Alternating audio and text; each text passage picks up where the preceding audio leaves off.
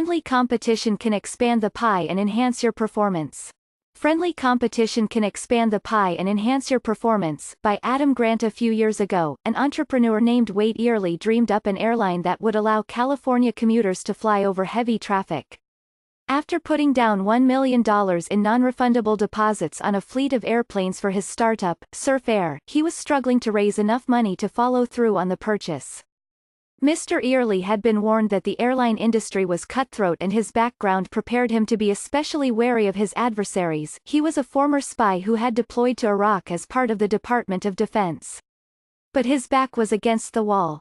In an act of desperation, he cold-called a board member at a rival company, JetSuite. We all have rivals in our work lives. They're our closest competitors, the individuals or groups we're highly motivated to defeat. Although we often see them as enemies, our rivals can be our greatest allies. You can see this at the extreme in sports. A 2018 study of NCAA basketball teams found that the better a team's biggest rival did in March Madness one year, the more games the team won the next year. So, for example, if you're a UNC fan and the Tar Heels get knocked out of the tournament, the best way to support your team is to root for Duke. The same is true in professional baseball, and the NFL, NHL, and NBA teams had the best odds in the playoffs the year after their rival won the championship. As Magic Johnson said in the heat of the Lakers-Celtics rivalry, when the new schedule would come out each year, I'd grab it and circle the Boston games. To me, it was the 2 and the other 80. It's true for individuals, too. Research shows that long-distance runners are about 5 seconds per kilometer faster when one of their top rivals is in the race. Competing against a rival fires up your motivation. If you build a supportive relationship with that rival, it can elevate your performance further.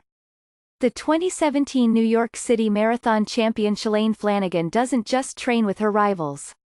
She actually helps them in competition.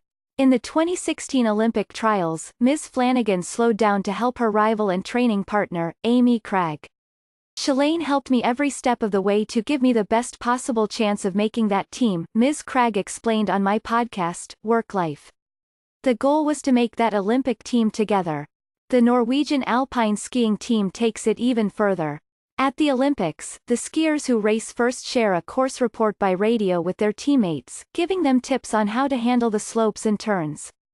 This kind of collaboration isn't supposed to happen in skiing or running.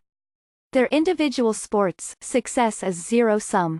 If I want to win, I should do everything in my power to make sure they lose.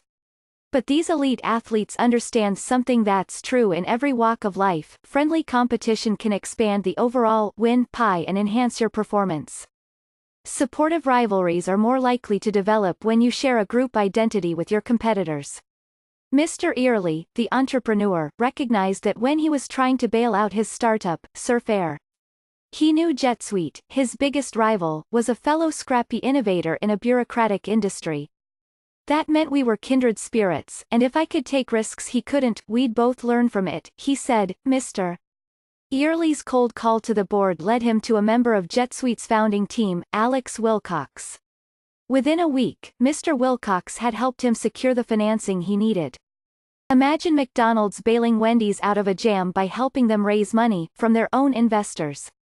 Mr. Earley said, "Sometimes the only people who understand what you're building are your competitors. If you expect everyone is looking to put a knife in your back, you'll miss the folks looking to put their arm around you and encourage you on your way." Adam Grant, an organizational psychologist at Wharton, is the author of Originals.